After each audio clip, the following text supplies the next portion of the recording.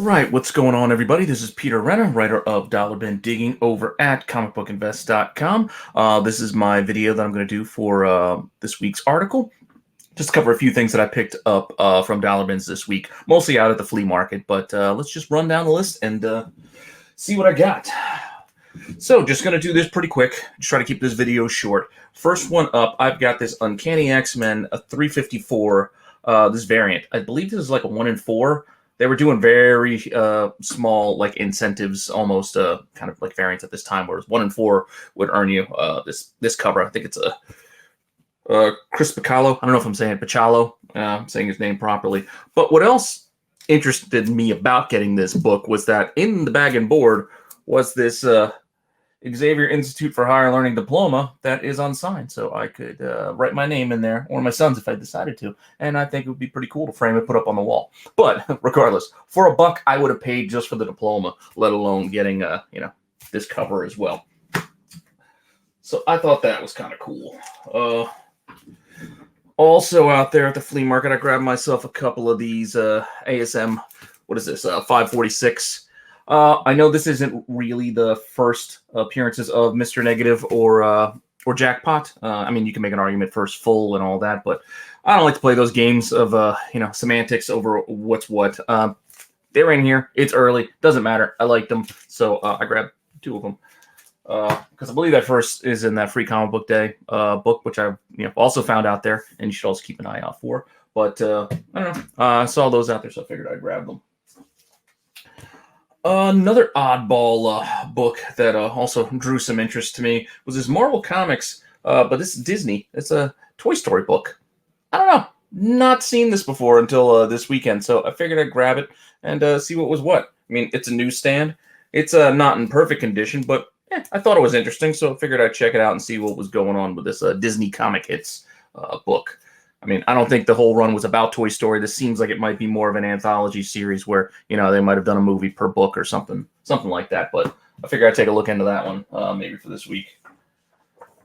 I looked long and hard for this book. Actually, this is one of 2 books ever since last year, but all the Marvel fanfares seem to have been picked clean by the time I would get to them, so I can never really find that 10 and 11. But I think I found 10 once, but now I finally found issue 11, which I believe is the first full of Iron Maiden, who we're eventually going to see in the Black Widow movie. So it took me a while, but I finally found them for cheap. So patience sometimes, patience. I haven't had a chance to watch this series yet on Netflix, and I've gotten mixed reviews on it, but Warrior Nun, this one has kind of caught my eye. I think this is Black and White, issue 2.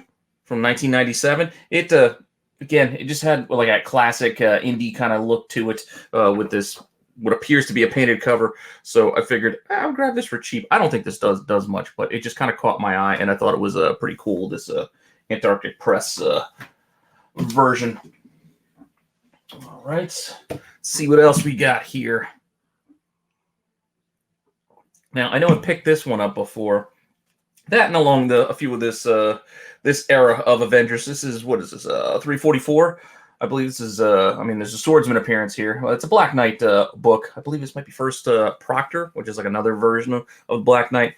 I don't know, any of these oddball Black Knight, I don't want to say keys, because not really keys. They're just kind of like minor little story plot points with his first kiss with like Circe and starting to date Circe and little things that they might hint upon in the Eternals movie, since apparently Black Knight is going to be a key cog in that movie despite not being an Eternal. So I don't know, something to keep an eye out for. So 344 was another one of those ones. I think another one was just like the first like lightsaber version of the of his sword is somewhere in that run too. But here's another Darkhold one. Again, I don't know. I know I had this in there last week, but I found another one, put it in my pile, and figured I'd grab it. Another one that I figured I'd grab, and I've brought this before, is this Ren and Stimpy number 6. It's got a Spider-Man appearance and Powder Toast Man. It's just kind of fun. I mean, it's a couple of bucks, but I don't know. You find it for cheap. I'm going to take it home. Up next, see these occasionally out there. These Green Lanterns, so 51 and 52, which gives us, really the first Kyle has full on Green Lantern. They're taking over the title, and then now both of these have DC Universe editions. With the corner boxes, the DCU Universe logo. Those are definitely more sought after. But anytime I find these for pretty cheap, I'm going to grab them because you could easily build sets of that run from like 47 to like 52 thereabouts just by digging. Because the 90s they're very highly printed. So if you find clean copies, like these aren't too bad. I don't see any spine ticks on them. They're not full of grime or dirt. So anytime you can find clean copies, I'd suggest just picking them up because they're getting not as easy to find in good condition these days. So just something to keep an eye on. Oddball, in case that we ever get to this Silver Sable movie. Here's a newsstand edition of this foil cover. Here, I don't know, probably nothing, but cheap enough. I'll take a shot, see what happens. Moving on. Now, by the time Miles really got into his run in the Ultimate Comics universe, I kind of dropped off buying those Ultimate books, so I didn't have a lot of experience or knowledge about the later in the run. But this issue 20 has had a pretty cool Venom cover, so I grabbed it because I had not seen it before. So I don't think I had this when it first came out, so I found it out there for cheap, so I bought it now. It's still Bendis and Pichelli running through, and again, like I said, it was just a cool cover. And I figured I'd take a look and see if it was worth grabbing. And I think it is. I think it was worth picking up for $1.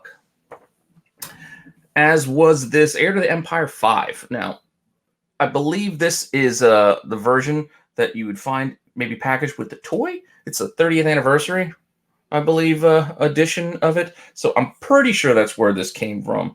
If not, I'll double check and do a little bit of research to see where this came from. But this is not the one you would have bought off the stands originally.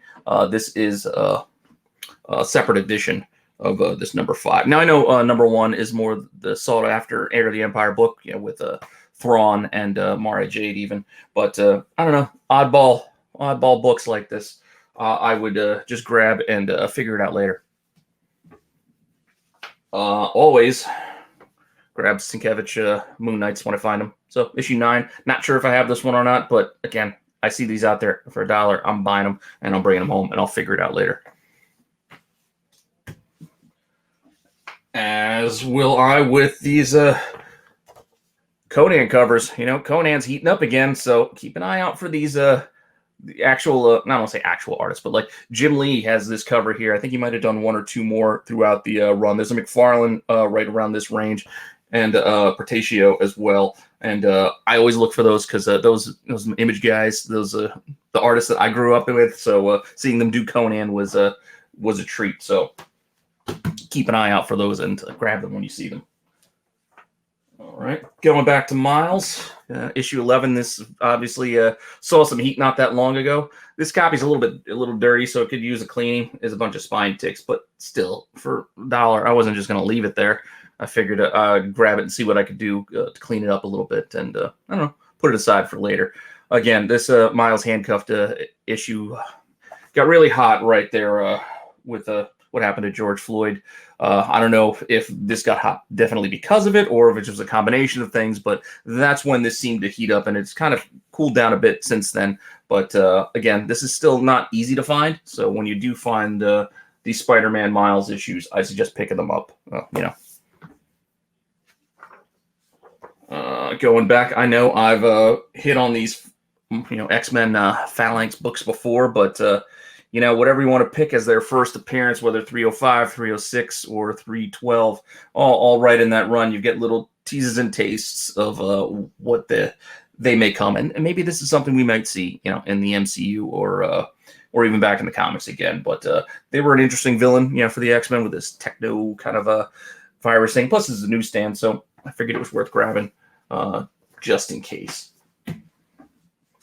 And then lastly, I'm going to consider these $1 bin fine because these were at the flea market. They were this is a set of 5 issues that were marked $12 that I paid half off. So I paid a little more than $1 each. But for all intents and purposes, I'm just going to consider these $1 bin fines. But this is the full, not full, but the 5-issue Lady Bullseye set. And if you can see right there on the front one, this is one of the variant editions. It's not the really awesome David Aja cover, which I actually did pick up a little while ago, because that one is just gorgeous. I'll drop an image of that in here too. But this Terry Dodson one is also pretty cool too. I don't remember the ratios. I'll drop those in as well for these, but definitely was worth the price of admission on this one. And then just got the rest of this this run with part 2, part 3, 4, and then, like I said, and part 5. So again, $6 for all 5 of these. I'll consider them dollar bin finds in my eyes. If not, it doesn't matter. Of all intents and purposes, I'm not expecting everyone to find the exact same books that I find for $1, because places are different, bins are different. So it's just more the idea of things to keep an eye out for that I'm trying to pass along to you, whether it be $1 or $2. It's just the thought process of finding books for cheap that you can just kind of put aside, and maybe you want to flip them for a few bucks and take a small profit now, pay for the stack that you just bought, and make everything free essentially, or stash them a little bit longer and build a little stockpile of them. So if a book really does hit, you have ammunition to go out there and make yourself a few bucks, buy something even better for yourself. See, that's how I work towards paying for some of these bigger books that you might see me doing on my pickups videos. I'm not spending my actual working, day job money on that stuff. It's from doing this. It's trading books one for another, basically, is how I look at it. But with that said, stay safe out there. Let's keep comics fun. Let's keep digging and share our stories. I want to hear what you guys are finding. Give me some more ideas of things you want to see me cover here, because I can keep covering the things that I'm just picking up every week. But as the winter months are coming, I'm not going to be getting out hunting as often and hitting up things like the flea market for books. So I'm going to have to resort to some other avenues. I gotten some suggestions. I might do some books that you can look to read. Not everything has to be about money, like with comics. You could invest to buy just for art that you like to collect. You just want to collect, certain oddities, like something that might be just for you. Where I know, it's come up before, big hand covers. Some people collect weird stuff like that. So it may be weird to others, but it might not be weird to you. So you collect what you like and what you want. And whether you're buying the books just to read them, fill a run, I don't know. That's another thing. Some people just like to make collections. They like to fill out runs just to see if they can do it. It's almost like a puzzle. You're just trying to create a puzzle. So you're going out there, finding all the issues of a run just to see if you can do it. And then whatever you do with that set, once you're done, you keep it, stash it, read it, sell it, whatever you want to do. It doesn't matter. It's just the chase is part of the fun. So with that said, I'm going to leave you with that, and hope you guys enjoyed this, and I will see you guys next week.